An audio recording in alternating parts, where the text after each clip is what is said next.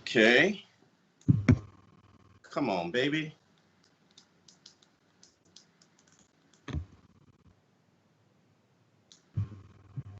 All right.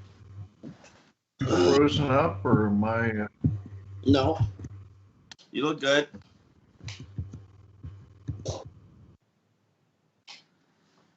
All about looking good these days.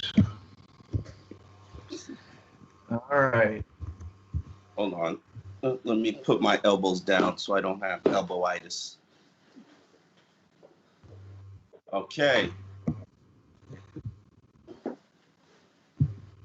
All right.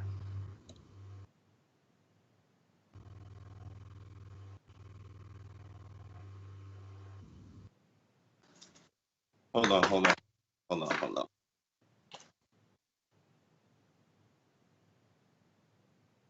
Okay. Okay. I gotta put my screen somewhere where I can see it. Okay.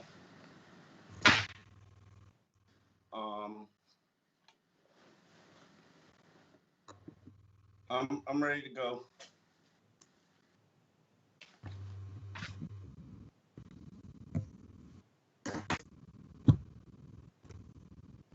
Yeah. I am. I'm doing all my research. My final research. I'm making sure no new messages.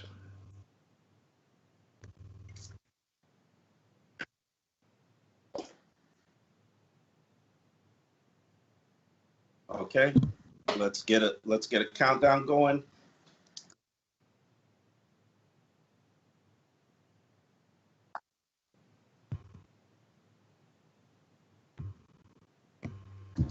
Well, it's finally draft week, Dolphin fans. The 2021 NFL draft is finally here. It's Christmas for football fans, Dave. Chris Greer and Brian Flores have finally put themselves in position to have their third opportunity to add young pieces to this transitional franchise, this rebuilding franchise, which hasn't won a playoff game since December 30th, 2000. You remember that day, Dave? I do. I remember Lamar Smith in overtime against the Colts breaking a long run for a touchdown, and who knew it'd be 20 years, 2 decades of pain and agony, Omar. Yeah, that's actually I got hired by Sentinel like a month later. So it's been a 20-year run of no playoffs for the Miami Dolphins. But year one of the Dolphins rebuild featured a pretty lackluster draft day, which featured Christian Wilkins, Andrew Van Ginkel, Myles Gaskins at the highlight of that draft. A lot of guys who aren't even worth mentioning. But they also had 2 undrafted rookies who actually did pretty good performances and kind of solidified themselves as starter the last 2 years in Preston Williams and Nick Needham. But then year 2, the Dolphins select Tua Tagovailoa. Started him rookie year, had some struggles, had some bright moments, and then they used 6 draft picks to build the trenches, 3 offensive linemen, 3 defensive linemen, drafted Noah Igbenogany and Brandon Jones, the safety out of Texas. But now the question is, what's the plan for year 3, Dave? We'll discuss that on X's and Omar. I am Omar Kelly, Sun Sentinel columnist. This is Dave Hyde, Sun Sentinel columnist. Dave, what would your blueprint be? What presentation are you presenting to owner Steve Ross if you're Chris Greer and Brian Flores tonight when they go to dinner? I am saying, Steve, thanks for all the free agent money. Can you write another big check? And Steve will say, sure. I don't understand why people are upset about the Dolphins free agent misses if Steve Ross doesn't care.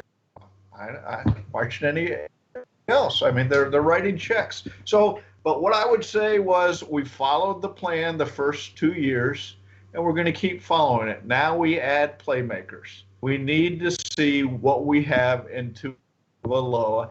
Just as Josh Allen got playmakers last year, we're going to try to get him some playmakers in the draft this year, and that starts with the 6th pick. Build out that way. Build that way. That's the plan. You drafted the trenches, as you said last year. Now emphasis on skill positions. Here's the issue that I have, where this draft is going to force me to alter from my thought process, which I've had probably for a decade and a half, Dave. You know, I'm about building the trenches, making the trenches strong enough. And even though I do not believe that the trenches are good enough right now, this can't be a meat and potatoes draft. It has to be, you have to have a dessert, something to draw the fan base in, something to give this chef something to sell his restaurant. And right now, you got to have some playmakers. You got to add some guys who are going to score touchdowns, who are going to give you yak yards, chunk plays, and, you know, can kill a drive in the 4 minutes. So to me, this draft is all about adding playmakers. Now you can only really add 3 pieces if you're really thinking this out here. You've got 8 picks.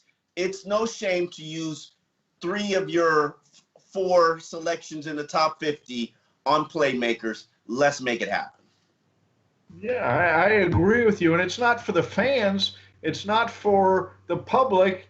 It's because this is the way to win in the NFL. You need dynamic playmakers to win in the NFL. You need points to win. Look at the playoffs. The teams winning, they're scoring over 30 points a game, okay? In the playoffs against the better defenses. They've all got elite quarterbacks too, Dave. It kind of helps. Well, that's a given. We did that last year. We went that whole argument last year. They either have the right guy or the wrong guy, but he's their guy at this point, okay? And you guys see where it goes. Let's get Omar. Let's get to our first question, which comes from Stone Sports Talk, which sounds like a pretty good, funny show. In your opinion, what are Miami's 5 top roster position needs in order, Dave Hyde? Well, if we're talking, I guess the question is, are we talking lining up tomorrow and playing? Are we talking about if I'm building the roster? They need dynamic playmakers. Okay, that's my top roster need to win. Now, to line up tomorrow, they need an edge rusher. Okay, so it depends on how you're going to phrase that. But wide receiver, running back, edge rusher. They need a defensive nose tackle or somebody, depending on what they're going to do. A linebacker would be the other one. So that'd be my somewhere in there's my 5 if I counted properly. To me, and I believe it's about building the roster, because we make roster moves that don't just build our team to win on Sunday. It's about building the franchise and keeping it financially healthy and keeping it young. You need somebody to play on the opposite side of Emmanuel Ogbah. That has to be addressed. Right now, the best person that you've got is Andrew Van Ginkel. If you have to finish a game with a lead and pin your ears back and rush on 3 straight downs, I'm not sure Andrew Van Ginkel is the guy who's scaring my opposition. And I liked what he showed last season, showed a ton of promise. But right now, your best options are Andrew Van Ginkel and Vince Beagle, and I'm not sure that's good enough. You need playmakers, guys where the game is on the line, you're trailing by 7, you're throwing the ball to. And right now, your only options are Devontae Parker. Preston Williams probably has a ton of talent, but he can't stay healthy. He hasn't stayed healthy for the first 2 seasons. You need a guy who's going to produce you big plays, and that might explain why Will Fuller was here. But so I don't necessarily know if wide receiver is that desperate need, but certainly to start and play a game tomorrow, you need a better center than Matt Skura, and no shade to him, but there's a reason why the Ravens got rid of him. Reason why you signed him to a 1-year contract worth $1.75 million. And you need another running back to pair with Myles Gaskin, and you need an inside linebacker to eventually replace Landon Roberts, who's coming off a knee injury. Yeah, the center is a troubling one to me too, Omar. If you're going to second guess anything they did this offseason, Ted was functional as a center. He was serviceable, and not that they really seems like in there, and so I'm not sure why they got rid of him and why he's now a backup in New England, but he's okay. He's okay. He wasn't doing anything. Absolutely, he's okay. Which, given your options, I might have been okay with. Okay, Chad DeGoat wants to know if you only had one draft pick this entire draft to choose one player, who would it be and why? Well, you know my guy, Dave. The running back I've been obsessed with probably since December. Alabama's Najee Harris. Just a physical force. I think he's going to be the next Le'Veon Bell in terms of a back with power, runs with balance, can catch out the backfield, can pass protect, can grind out games with a 4-minute offense, a jump cut runner. That's the number one thing that I look for in a back. Can he be a jump cut runner in terms of can you jump cut into a running lane? And that's not Travis Etienne. I like Najee Harris. I think he's going to be a difference maker. You know how I feel about it, Dave. You got to take him at 18. I just feel bad for you, Omar, if he goes somewhere else. I'm almost gonna at the pick just yell out for you. I don't want to see your face if you don't take him, Omar. I know. But for me, the choice would be Kyle Pitts of Florida. I've said this before. He's a matchup nightmare. He's 6'6", a big target for your quarterback, a friendly target, plays end, plays receiver, he plays inside. How are teams going to match up with him? You can move them all over. And if you have a creative offense, you can take a great advantage of a player like that. Here's my important question for you on this. Wasn't Mike Gesicki, who's got comparable measurements to Kyle Pitts in terms of 40 jump, 40 speed, vertical jump, 40 speed, broad jump. Wasn't he supposed to be a matchup nightmare? Well, he doesn't move in and out. He plays a slot, right? I mean, he doesn't have the great speed. He's a slow skater, as we've seen, as we heard all his rookie year. And okay, if we're talking tight end, which you're not drafting Pitts to be a tight end, okay? He's a weapon. Okay, he's a weapon you're going to move all over. But if we're talking tight end, he's a average blocker. He's a fine blocker. Not great. He's not Gronkowski, who's a great receiver, great blocker, tight end, but he can block as opposed to Gesicki. Okay, and that's one of the issues the Dolphins have. You have pointed out, Omar. That is an issue. Okay, but the problem with Gesicki is, and he's a good player. He's a talented player. I do believe that he's worthy of a $10 million contract from whoever wants to give it to him. But he telegraphs what you're doing. You put Gesicki on the field, 90% of the chances are I'm running the ball. I'm throwing the ball. I'm not running the ball with Mike Gesicki on the field. Now, maybe I run with it if he's flexed out as a wide receiver, but, come on. And that is growing to be an issue as you see how the Dolphins are talking and thinking. So, okay, Nick Dorsey asks, can you define what a home run first round of the draft for the Miami Dolphins looks like to you? To you, Omar. To me, a home run first round pick of the Miami Dolphins is a selection at 6 and 8 that collectively, and I say collectively, Dave, scores 12 touchdowns this season. To me, that starts with Najee Harris. As I've said, going back to January, I will trade any pick. Any pick I will trade, with the exception of 18. That is pen going to be the selection that I use to draft Najee Harris, who will be the face of my franchise, who will be the bell cow of my offense. And then throw in a Jamar Chase or a Kyle Pitts or a Devonta Smith or Jalen Waddle. I don't mind whichever you want to use, number 6 to select. Hell, you could trade down to 8 or 12. And if you still land one of those guys, great. But if this draft does not include Najee Harris, it's going to be a disappointment for me. Omar setting the bar at a running back. I just think overvaluing a running back, and I like Najee Harris, but okay, It, my thought it's not if we're talking overvaluing. home runs, It's not overvaluing if you understand that if you don't take him at 18, you're not going to end up with him at 36. You're probably not going to end up with Travis Etienne. You might not end up with Javonte Williams, because the teams that select ahead of you at 36 are probably going to beat you to those top 3 backs. You're And then, right. and then we're sitting in this situation all over again last year, where 14 backs are taken in the first 3 rounds, and everybody beats you to it, and then you end up empty-handed and have to go trade for Matt Breida.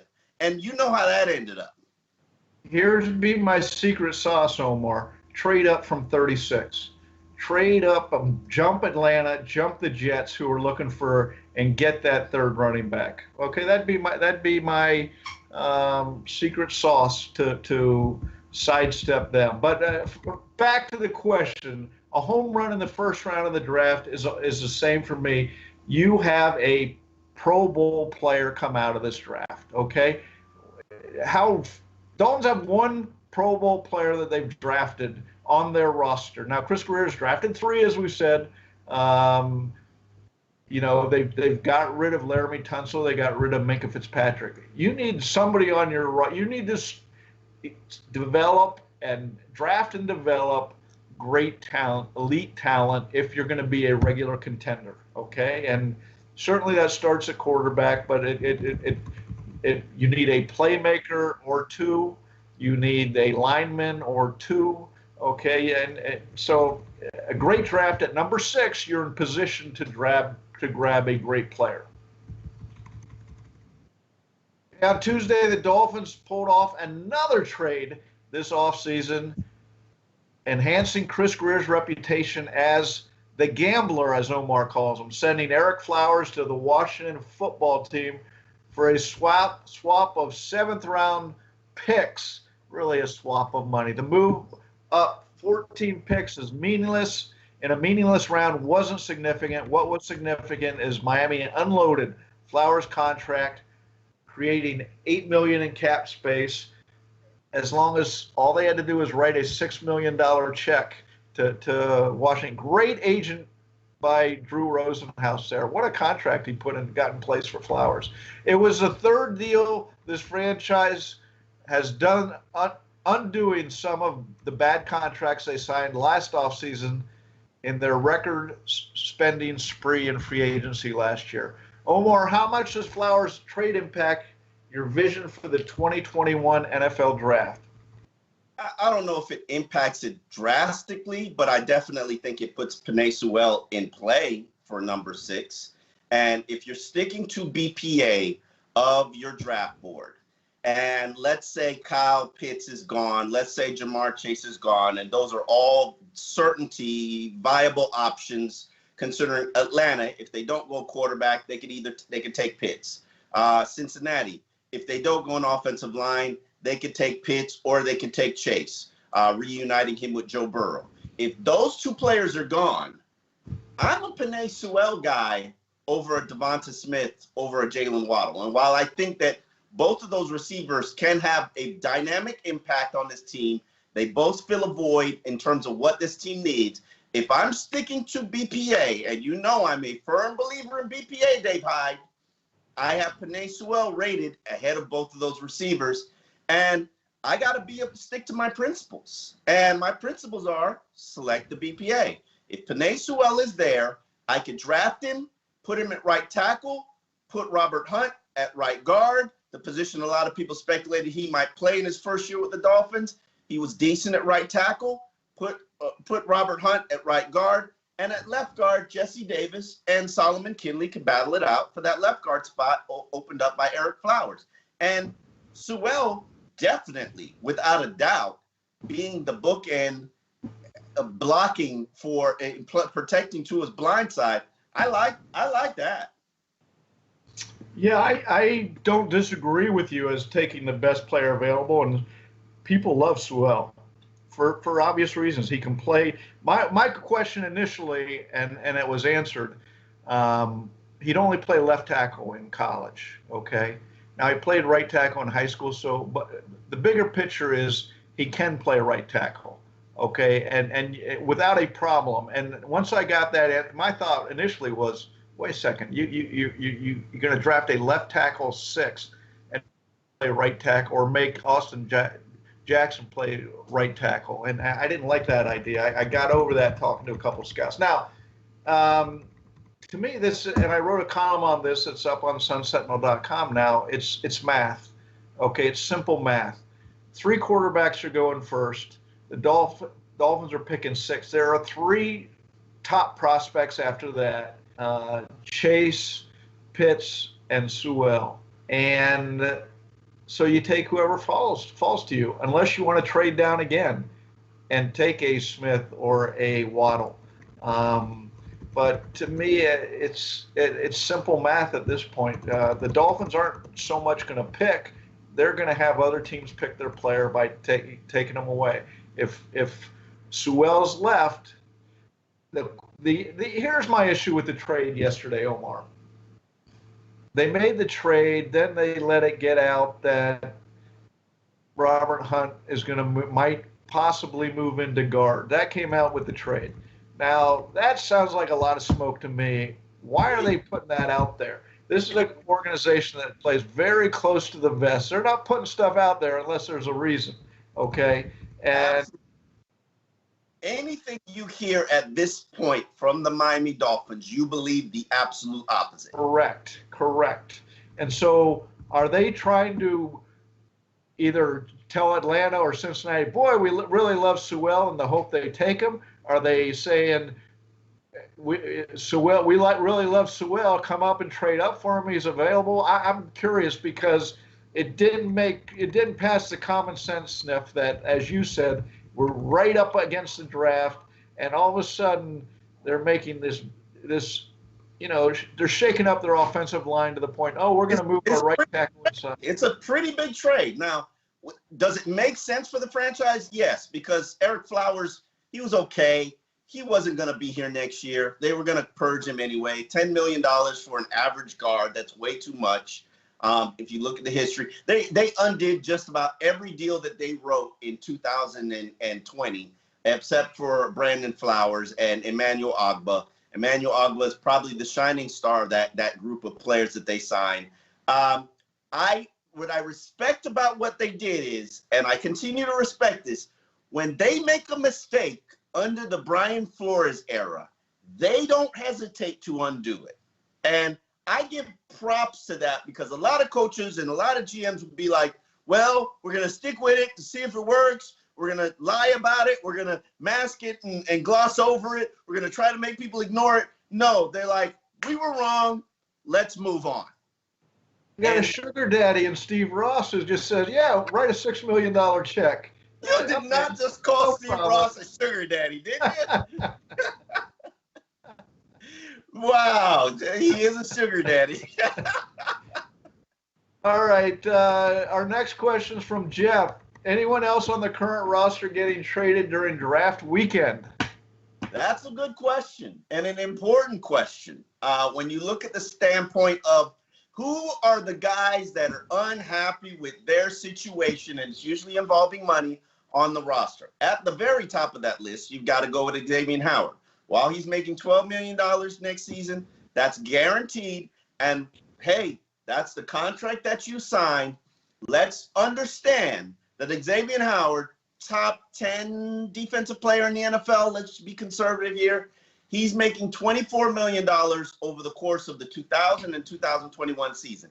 Then his partner on the other side, Byron Jones, who the Dolphins signed to a ridiculous overinflated contract, is making $40 million over the 2020-2021 season. Dave, wouldn't you have a problem with somebody doing the exact same job as you, not as well as you, making $16 million more than you?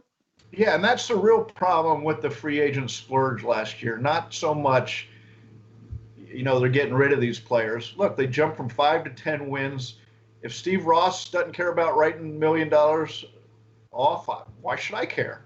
But the real problem like this is it can cause problems inside.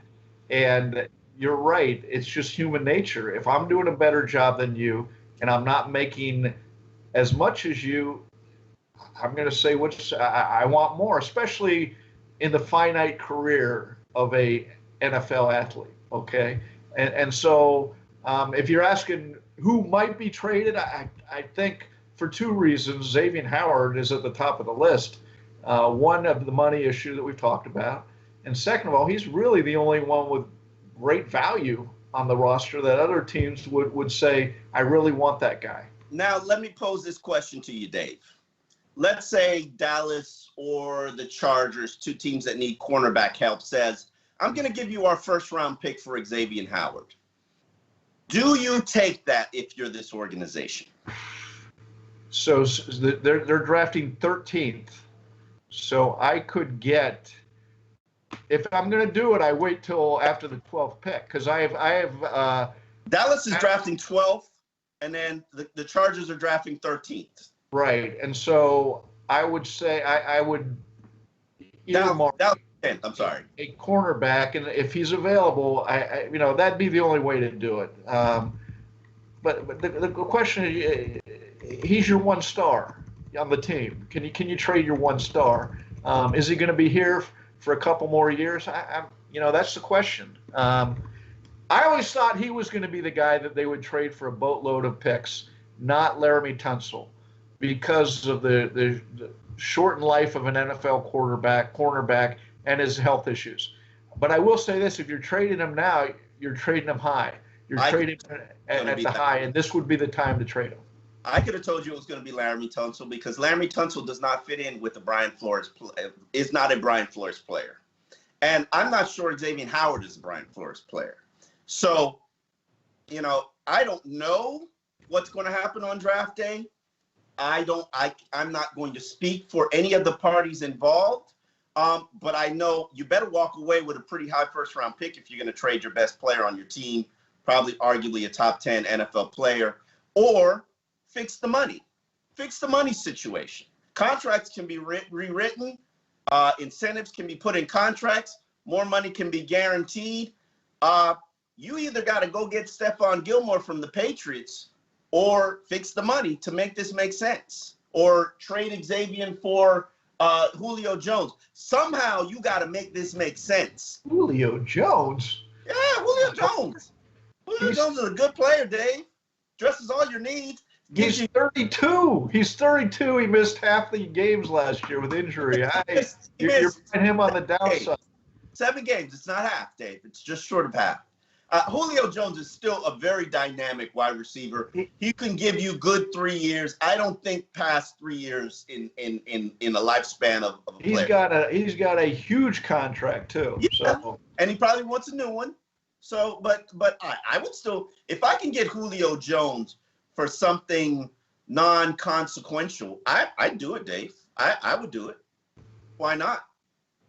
All right, this next one comes from Mario, and it's for me. What is the position you're okay with not being filled in the draft? Receiver, edge, center, tailback. They got needs on all those, so I'm going to say center just out of process of elimination. Need a receiver. They need someone electric to throw the ball to, and a dynamic guy. They have to have a running back, and an edge rusher is a need too. So by process of elimination, I'm just going to go that maybe Matt Skura can play. Maybe Michael Dieter has been working and would move inside. So by process of elimination, I'll say center. I'm going to have to go with your answer as well, center. There are only a handful of centers that I like in this draft. Creed Humphreys, Landon Dickerson, Quinn Mizert, the kid from Wisconsin, Whitewater. Then we got Josh Myers, and I'm not that big on Josh Myers. Then there are a lot of transitional guys that I think I can turn into centers like Michael Dieter. But I will say this. To me, not only is edge rusher your top need, edge player, outside linebacker, jack, elephant, whatever you want to call it, I'm doubling down on that position. I'm not just drafting one, I'm drafting two. I'm drafting a 3 technique, a guy who can be on the edge in a 3-4 front, and I'm drafting an outside linebacker who can set the edge like a Kyle Van Noy. I'm not just selecting one because there's two voids on this roster. And then, I agree with you. You need somebody who scores touchdowns, whether it be a running back or whether it be a wide receiver or a tight end. You just need somebody who's going to score touchdowns and be quarterback friendly. Okay, Chris has our next one. It's another one from me. Why am I getting questions, Omar? True or false? The Dolphins will win their first playoff game in 21 years this season. Wow, it's been a long time. It's been a long time watching this elevator either sink down or just fluctuate in mediocrity. From floor 3 to floor 6, back down to floor 4 to floor 7, back down to floor never going to the penthouse. I never got that penthouse view. I will answer this. I'll answer this no. I don't think from the view of late April, when there was so many questions and fluctuations and, is Tua going to take a big step? There's so many questions that will have to have certain answers. I'm going to say no. I'm not saying that they're going to take a step back or anything, but I just can't foresee them not only making the playoffs but winning a playoff game. I don't disagree with you. From this standpoint, if you look at this roster right now, compare it side to side with last year's roster, I think the only position you've clearly made an upgrade is at receiver by adding Will Fuller. And yes, you're going to get Preston Parker healthy. You're going to get Devontae Parker healthy. You're going to get Albert Wilson back. You're going to get Allen Hurns back. Those are all upgrades, and I like what they've done at that position. I also don't think they have to do that much drastic overhaul at that position. I know you disagree, Hyde. But when you have the 29th rushing attack in yards per game, or yards per attempt, you got to improve there. Now, certainly you're banking on an offensive line taking that next step. You have a lot of young players, but you didn't get better by removing Eric Flowers. Unless you're going to add an important piece like a Penei Sewell or Rashawn Slater, you didn't get better at offensive line right now. And then you look at the edge position. Get rid of Shaq Lawson. Get rid of Andrew Van Ginkel. Yes, you added Bendar McKinney, but did you really get better in terms of setting the edge and rushing the quarterback? The answer to that question is no. So I really think that this team has taken a step back. The only thing that can counteract that is the development of the quarterback. And Tua, as much as I love him, as much as I respect his upside and his growth and his potential and his accuracy and his precision passing and his pocket presence, he's not Ryan Fitzpatrick. And while everybody who is not on the Ryan Fitzpatrick train like myself will find that disrespectful, the Washington football team just looked at Ryan Fitzpatrick, looked at what he accomplished in his last 2 years, broke down his film and said, that's a starting quarterback in the NFL. And I don't disagree with them. And I'm sorry, but we watched the play side by side, and Tua was not Ryan Fitzpatrick. Now, he doesn't have 16 years of NFL experience, but he's not Ryan Fitzpatrick. Fitzpatrick can make Fitz magic happen. Until Tua can make Tua magic happen, he's not Ryan Fitzpatrick.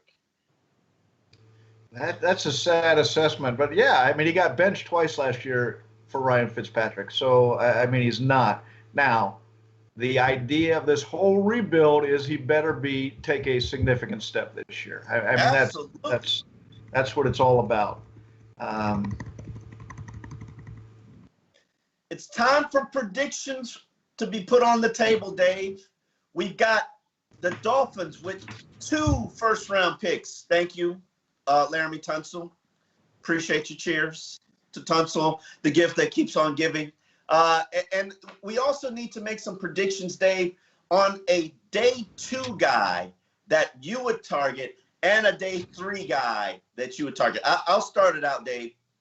My predictions, as you know, I definitely want Najee Harris. Yes. Really? Fight Club. I select him at 18. I hope and pray that the Arizona Cardinals do not select him at 16. I'm certain and convicted that he will not be there by the time I'm picking at 36. If he is there, you're the luckiest franchise in the NFL. I believe he's going to be a top 5 back in the NFL in 2 years. But put that aside, I don't care which pass catcher, receiver that they add. I will say this. They need 2 things. They need a rack specialist, a run after catch guy, and they need a spacer, a guy who can ultimately replace Will Fuller because he only signed a 1-year contract for $10.6 million. Now, Jalen Waddle is the guy who gives you both. Deuce. He can do both things at a very high level. And there are a lot of people in the NFL right now who are saying Jalen Waddle is going to be the Miami's pick. And I personally believe they're saying that because the Dolphins plan to do the opposite. That's just the history of the Dolphins and their smoke screen. They'll talk up the guy that they really don't want so people can, because Chris Greer is on the phone. Chris Greer is clearly on the phone. He makes more trades than any other executive in the NFL. And clearly, when you're on the phone with these teams, you're exchanging information. That information starts to fluctuate out. And I genuinely don't believe that Chris Greer tells people the truth, even though I think he's a very honest man when it comes to the draft. I don't believe he tells people the truth. And that's why you hear a lot of people saying Jalen Waddle is the pick, because Jalen Waddle is probably not the pick. So, but if it is Jalen Waddle, I will say this. He will address both of your wide receiver needs. He's probably the better fit for this team. If you cannot get Jamar Chase, the dream is to get Jamar Chase or Kyle Pitts. I agree 100%. Jamar Chase would be, we're talking 2 picks in the first round, who I think they will pick. I'm fine with Jamar Chase. Kyle Pitts would be my dream. I think he'll be gone, but Jamar Chase is, look, he fits a lot of the metrics the Dolphins like, not only the, speed and size, but he's very young. He was young. He sat out this year. He was the winner's Blitnikoff Award as the best college receiver as a sophomore. That fits into their drafting young guys too with big upsides. So my prediction would be Chase, and then I'm not a draft Nick, but I'm looking at guys who would fit at 18 and be an edge rusher. Kwity Paye would be Jalen Phillips would be my dream if you could tell me he's going to play 10 healthy years in the NFL. I can't tell you that, Dave. I know that's the problem. Can you risk a first round pick on him? That's going to be the question for a lot of people in the draft room. And somebody's going to do it. It would not be me, but somebody's going to do it. I believe that he is going to be somebody selected in the top 50. But I think with the money associated with it, I'm either drafting him in the late 20s, 30s, or selecting him early in the first round. I think he's the best all-purpose, just complete defensive end. Certainly, he's one of my favorite players in this draft. But would I take the risk in the first round? No, I would not. I'm with you there. And unfortunately, because he was a great player for me to watch at University of Miami this last year. He's got he's a fascinating person. Would fit this defense perfectly. It's just I can't get past concussions in this age, where concussions are being treated seriously in the NFL. And I learned from the league right now prematurely. Yeah. Well, I can't say prematurely, but they're going 6, 7, 8 years and it's like, okay, I'm out, I'm done. We know too much about that concussion issue to sort of just ignore it. And now we need a day 2 guy from you and a day 3 guy from you. Here's my day 2 guy, and it's a hope. Javonte Williams is there when they pick, or maybe they have to bounce up a few picks to get ahead of. Because Atlanta holds a lot of, right before the Dolphins, and both picks, they're going to affect what the Dolphins do. I think, picking 4th overall. And then right before the Dolphins at 35, they want a running back, and they might take one out from under the Dolphins right there. if I'm Atlanta, I want to add, and they got a new GM and a new head coach. I'm adding Kyle Pitts at 4. I'm also picking probably Travis Etienne or Javonte Williams with my first pick in the second round. They need to add weaponry around them. Now, the only question and concern I have, the thing that could throw me off that game plan if I'm Atlanta, is if Justin Fields is there at 4, hometown guy, best time to take a quarterback is when you don't need him, Dave. Best time to take one. As the Dolphins sure found that out through the years. But have you learned that, Dave? Justin Fields is going to be a story of the draft one way or the other. Either he goes high, or for reasons that are known to NFL people and not to those who watch college game, he's going to slide, and it happens. So I'm curious to see. I saw Chris Sims on his mock draft has Justin Fields going the last pick in the first round, and yeah, I found that interesting. Yeah. My day 2 guy is Joe Tryon, the pass rusher from Washington. He is very, very versatile, very athletic. You didn't see him play last season, but his junior film is pretty impressive.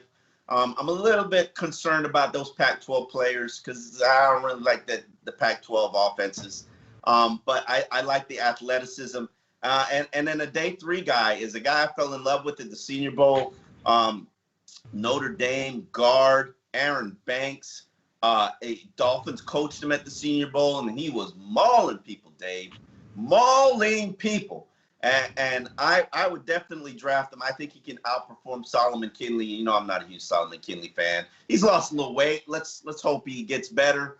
I need an athletic guard. I need a guard that moves people. And Aaron Banks moves people. I definitely make him a priority pick in the 3rd day of the draft. Yeah, and that'd be the time to take somebody like that to help the interior of your line. And to me, the big issue they have is, what do they do? Is Sewell, is that a serious consideration at 6? It's serious. Why would it not be serious, Dave? It wouldn't be serious for the reason that all of a sudden there's this great conversation around the Dolphins and Sewell right before the draft. Like, where did this come from? And part of it is a large part of it is the trade they made and the discussion to move Robert Hunt inside. Okay, and that was put out there by a couple, I can't remember who, one of the NFL Network guys who get fed stuff by teams and agents for reasons. And what's the reasoning here? Is it legitimate, or is it a smokescreen? And as we said before, this close to the draft, it just seems a smokescreen to me.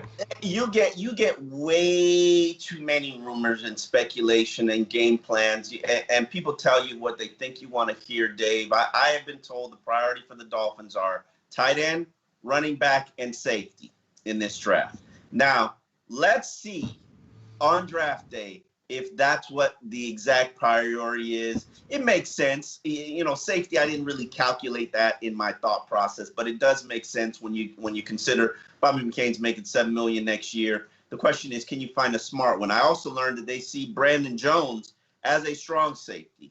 He is not someone they think can replace Bobby McCain. So it'll be interesting to see what they kind of add and how they operate. But I can tell you, anything that ever trickles out and gets to the media at this point in the draft is all lies. That feeds into our question.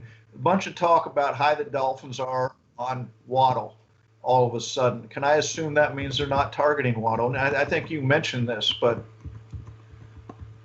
Yeah. I have spent I've probably been looking at it since January, just trying to figure out who I like, because I really believe their decision will ultimately come down to one of the Alabama receivers. And who would I pick, Jalen Waddle or Devonta Smith? I am going to stick with my draft day philosophy. I've got 3 draft day philosophies that I'm sticking to, Dave. Three things that I've written down that I'm going to constantly remind myself in my pocket like draft day, Dave. The first is high floor or high ceiling. The Dolphins have a long history of drafting guys with high floors. I mean, high floors, but not high ceilings. Long history. That they are the safe pick specialists of the NFL draft. Then my second thing that I wrote down is your first answer is your right answer. And my first answer is Devonta Smith. I watched him at the national championship game. Cameron Wolfe, the ESPN counterpart of mine, he was over at the house. We were watching the game together with some friends, and he is a Devonta Smith fan. And all I kept saying is, too small, too small, too small. But then I watched that game, and Ohio State, a team with a good defense, a team that runs an NFL program, a team that knows and has big physical cornerbacks, they refused to press the man. And Alabama just kept moving him around and shifting him and putting him in motion, preventing them from pressing him. And the man broke his hand and was the MVP of the game. And while I think he's not going to be healthy for all 16 games of an NFL career, I think he's going to have the Jakeem Grant-itis, where he's just physically not going to hold up for all 16 games. The impact that you're going to have in the 12 games he's going to be healthy, just like Devontae Parker, is going to be dynamic. And so that would be my pick over Jalen Waddle. But I will say this.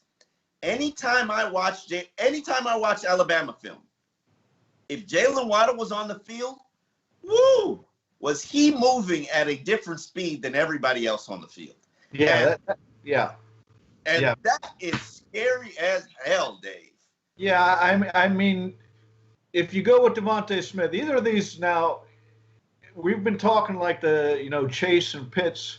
The decision, do they trade down? Do they take Waddle at 6? Do they take Smith at 6? Both those guys can be electric, okay? Yeah. And if you get past the size, Chris Greer says size doesn't matter. The Smith would be the lightest player taken since the AFL and NFL merged in 1970. Lightest player that high. Okay, the previous one was Ted Ginn Jr. at 167 pounds. Smith's 166. I talked to Randy Mueller, the former Dolphins GM, who took Ted Ginn Jr. about that being an issue, and he says it was an issue. But there's a difference here. Ginn ran away from players. Smith knows how to play more physical, and he's shown he can play with big boys and be okay. And so I thought that was interesting. Waddle's electric too, though, and everybody of course compares it to Tyreek Hill, but there have been other small guys who haven't made it because of injuries or mainly because of injuries. Devon Austin, John Ross. So Tyreek Hill isn't the only small guy. He's the one who's made it and the one everybody wants right now. So he's built. I've watched him train in person. Tyreek Hill is built like a running back. There's a stocky, thick, muscular frame. Yeah. Neither one of these players have that frame. If I was going to draft a small receiver or small playmaker, he'd have to be built like a running back, and that's Jamar Chase, which is why I think that he probably is the ideal pick for them if we're going to take a receiver. But I will say this. While I am adamant about it being a pass catcher, you know what the Dolphins' way of doing thing is, Dave? Go the safe route. You know what the safe route is? Penei Sewell. Yeah, it is a safe, because you know pretty much, as injury aside, you can pencil them in for years and years. And my question becomes, again, philosophically, I don't need a great offensive line to win. I need a good offensive line and great playmakers. And history also says you can get a running back in the second round. You can get a running back in the later rounds. So don't throw history at me, Dave. Yeah, you can. And you could, for that matter, you could get a receiver at 18. I mean, now you're not going to get as dynamic as you would at number 6, but you can get a good receiver at 18. So there are options. And to me, this is philosophically, how do you want to build a team? Absolutely. How do you want to build a team? I have trust and belief that they're going to get this right one way or the other for this particular reason. Marvin Allen, who is viewed as one of the best college evaluators in the NFL, is the Dolphins' assistant general manager. He is widely respected throughout the league as the best eye and evaluator of college talent. He was an advocate for the Kansas City Chiefs when he was on that staff, selecting Tyreek Hill. I believe if he has identified a running back or a wide receiver that he can get in the later rounds and have good impact for, if he's standing on the table for one of those guys, go ahead and draft Penei Sewell or the pass rusher or figure. I unlike past years, I believe that they will get it right because they have the right people selecting the picks. And Chris Greer does not have that gigantic ego other executives have, where he needs to be in charge. He needs to make the selection. While he knows that goes on his resume, and this is an important draft for him, I do believe that he has the conviction to make sure he gets that pick right.